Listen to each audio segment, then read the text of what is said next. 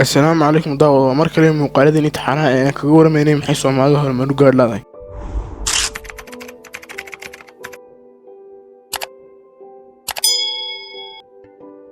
sababta lixilaatanaadii hore markay noo diidan waxaynu waqtigeena kulminaa waxaan faa'iideyn oo lahayn waxaynu waqti badan kulminaa daawashada tiifiyada waxay qaar kalena la kulmayaan fadhi ku dirarka qaar kalena waxay kulmayaan waqti fara badan kolayga qaadka dushiisa haddii aad tahay qof saasa mid adu gacmaha ku dooran dariiqa faqriga dadka qaniga ay waqtigooda kuma lumayaan wax maalaayacniya shaqadii aroortii 7 subaxnimo tagaan ayay ka soo noqon tobanka habeenimo sidaasay tahay markaan dadka ka sheekeynayna waxaynu dhahnaa ninkaas waa nin xoolo badan talo xaq u hantida ka keenay miyaad ogeyn daawada in waqtigu noloshaada yahay oo saacad kasta ku dhaaftaay cimrigaaga ka go'an tahay haddii ay sidaa tahay maxaan uga faa'iideysan laanahay oo waxayna anfacaan u qabsan laanahay maalinta qiyaamo su'aalaha lagu weydiin doono ilaa aad ka jawaabtaan ilaahay hortiisa aad ka dhaqaaqi doonin waxaa ka mid ah waqtigaad nooleed maxaad ku soo qabsatay miyaanay nasiib darro ahayn inaad ku jawaabto bilaa macni baan iskaga noolaa ama qaad baan fadhiyey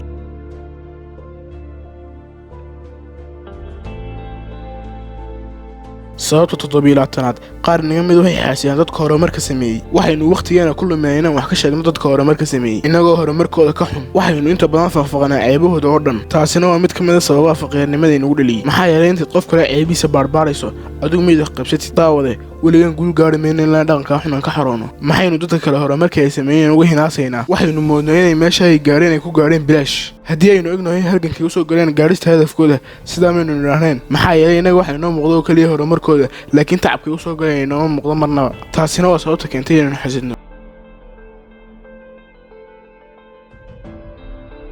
sababta 8-aad warwarka iyo walaaca iyo niyadjabka ayaa ugu fara badan marka ay dhibiin la soo gudboonaato waxa aynu ku dilnaa warwar oo marnaba kuma fikirno xalinta dhibta ah oo murugyo ciilban ciidan moodnaa warwarka badan maskaxdaada wuxuu dirayaa warwar taasina waxay keenaysaa in maskaxdaadu aanay fikir fiican oo xalkeena aanay marnaba soo deyn warwarku waxa uu badanaa inagu sababa inaanu qaadano go'aan aan fiicnayn taasina hadhow waxay kugu keenaysaa inay horumarkaaga caqabad ku noqoto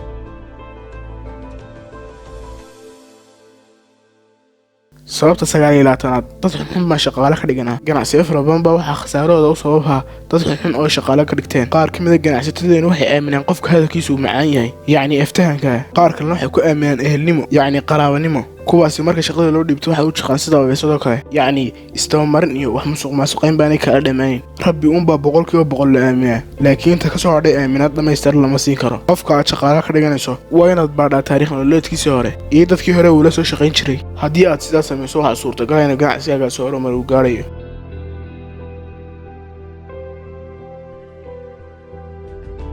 sababta 10-aad waa kalsooni la'aanta kalsooni la'aantu waxay turanturo ku tahay guulgaaristeeda marka aad naftaada kalsooni ku qabi weydo adaa dadka kale rasaasta u dhiibay si ay kuu toogtaan daawade maanta kabacdi ku kalsoono naftaada inaad wax qabsan karto aamin inaad horumar gaari karto aamin inaad qani noqon karto aamin inaad wax kastoo qof kula mida u qabto aad adna qaban karto aamin haddii aad sidaa samayso ogow inaad waddada guusha hayso